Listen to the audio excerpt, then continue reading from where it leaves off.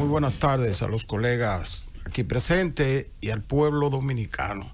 Hoy es un día que hay que regocijarse, en cierto modo, por el hecho de que el Congreso Dominicano, que en los últimos tiempos se venía caracterizando por tratar banalidades y legisladores que creen que su función es cambiar calles de un nombre para otro, hoy, sin embargo, se emplearon a fondo y aprobaron el Código Penal, que era una pieza legal que tenía más de 100 años. Desde 1884, el siglo XIX, venía ese Código Penal sin actualizarse, y hoy los diputados, después de mucho esfuerzo, ¿verdad?, y muchas contradicciones, finalmente lograron sacar el tema conflictivo de ese proyecto de ley, que era el asunto de las tres causales, y aprobaron por una gran mayoría ese código en primera lectura. Ahora esperamos que pronto se le dé la segunda lectura y que posteriormente vaya al Senado y luego al Poder Ejecutivo y se convierta ya en una ley. Ese Código Penal nuevo incorpora nuevos tipos penales que no estaban en el Código Viejo, así, delitos que son modernos y que era necesario que se contemplaran ahí para que cuando se cometan haya la sanción correspondiente. También tenemos que alegrarnos de que se le haya puesto un blindaje a la comercialización e importación de este metanol, o del veneno que se llama metanol, que estaba matando gente como si fueran rolas. El gobierno, ¿verdad?, en un esfuerzo interinstitucional, logró establecer una serie de mecanismos, de trampas, para evitar que se comercialice este veneno. Se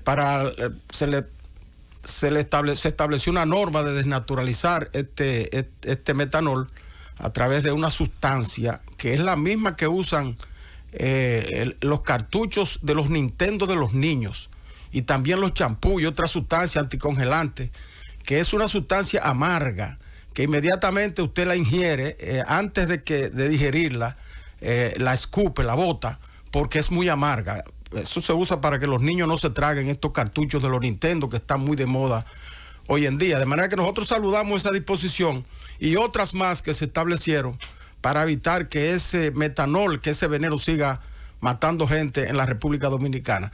Salud Pública informó que esto ya es alarmante, esta información, que en un sondeo aleatorio que hizo en los diferentes comercios de la República Dominicana, colmados, supermercados y otros establecimientos, el 60% de las bebidas alcohólicas que estaban en los tramos para comercializarse, para vendérselo a la gente, el 60% tenía metanol, es decir, que era tóxico.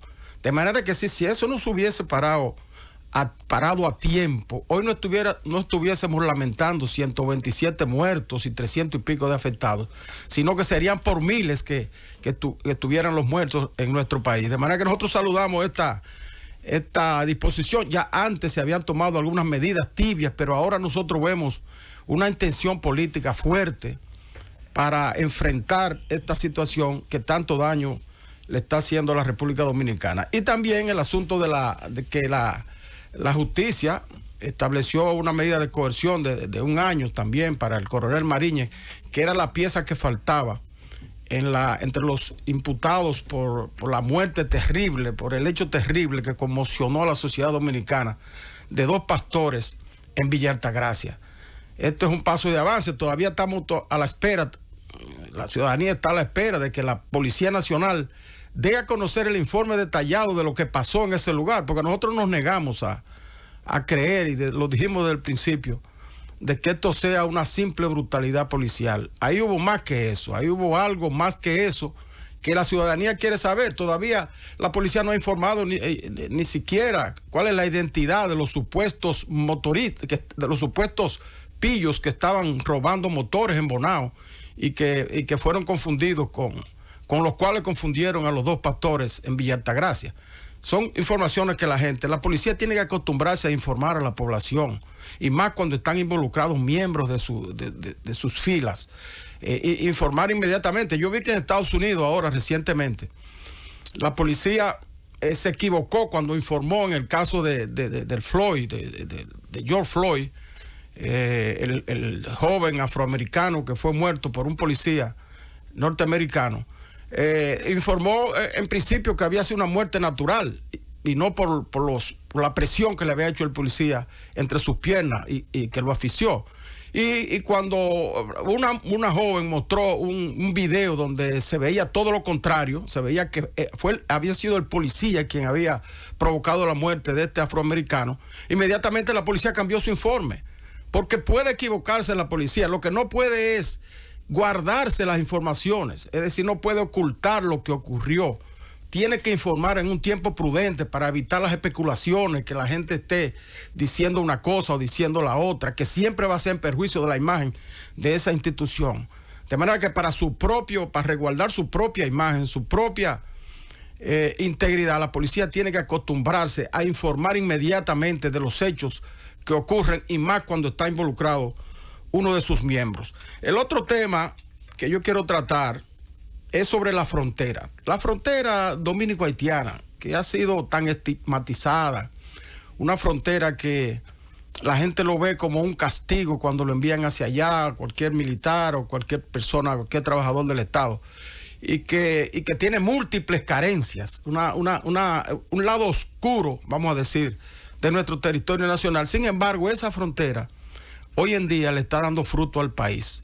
El Banco Central acaba de hacer un estudio mediante el cual demuestra o revela que más de 400 millones de dólares recibe o intercambia el país con el vecino país, con el vecino Haití, en comercio. 300 y pico de millones de dólares por exportaciones y el restante es por importaciones de bienes y servicios. Los productos que se exportan a través de la frontera son los productos agrícolas y agroindustriales, y productos también industriales y otros que consume el hermano país de lo que produce la República Dominicana. De manera que, como vemos, Haití es el segundo socio en importancia después de los Estados Unidos en lo que se refiere a las exportaciones dominicanas. Y esto podría producir mucho más si le ponemos atención. Yo voy a sugerir a las autoridades competentes que, por ejemplo, los mercados binacionales que se desenvuelven en los 4 puertas fronterizas, que son la de Comendador, la de Pedernales, la de Jimaní y la de Dajabón, son 4, que se producen unos mercados binacionales los viernes y los lunes, que esos mercados, en vez de 2 días a la semana, se produzcan todos los días. Y usted dirá, pero bueno, ¿cómo todos los días? Sí, todos los días. De esa manera, nosotros tendríamos un descongestionamiento de los tumultos que se hacen los viernes y los lunes en esos puestos fronterizos. Nos resguardaríamos con relación al COVID, controlaríamos más el trasiego de personas, el asunto migratorio, porque podríamos colocar incluso una valla o un valladar paralelo a la puerta fronteriza para que dentro de ese espacio se haga el intercambio comercial sin el peligro de que los nacionales haitianos puedan adentrarse hacia el territorio dominicano y quedarse definitivamente. Tendríamos un mayor flujo, las recaudaciones de los ayuntamientos, de los cabildos, que son los que organizan estos mercados binacionales, serían mayores.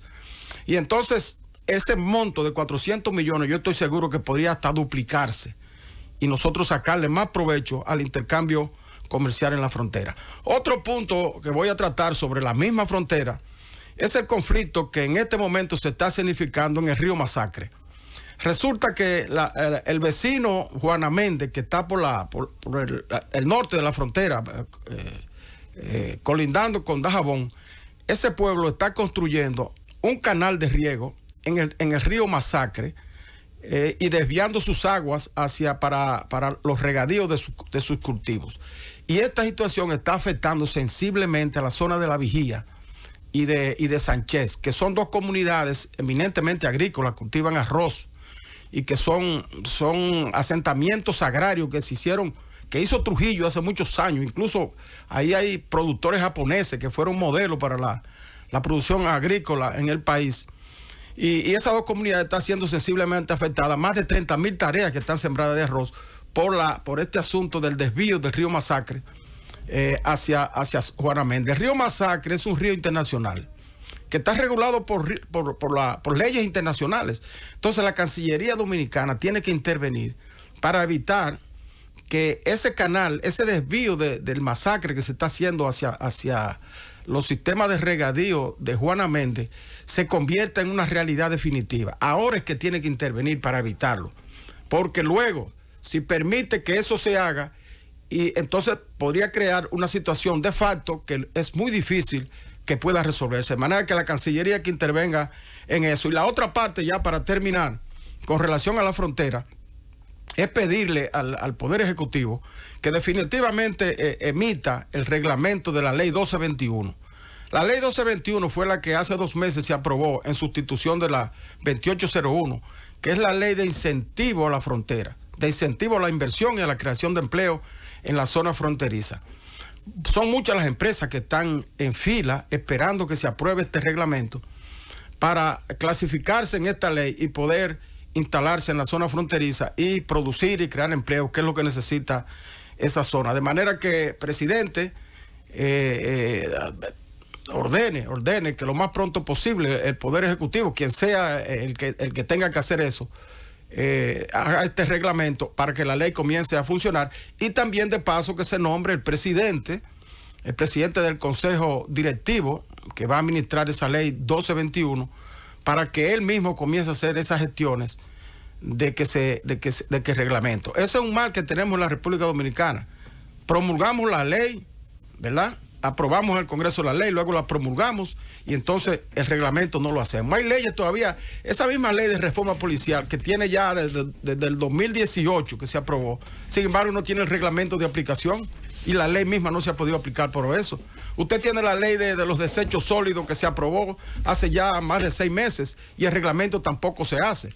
Que se nombre una persona, un departamento en el Palacio, donde sea, o en las instituciones que correspondan, para que se encargue de redactar estos reglamentos, para que las leyes no sean leyes muertas, porque se busca el pretexto siempre de que no se aplica porque no está el reglamento. De manera que con relación a esta de la ley 1221, desarrollo fronterizo, nosotros esperamos que lo más pronto posible el Poder Ejecutivo pueda emitir el reglamento y que se aplique esa ley para beneficio de esa tan pujante y sufrida zona de la República Dominicana.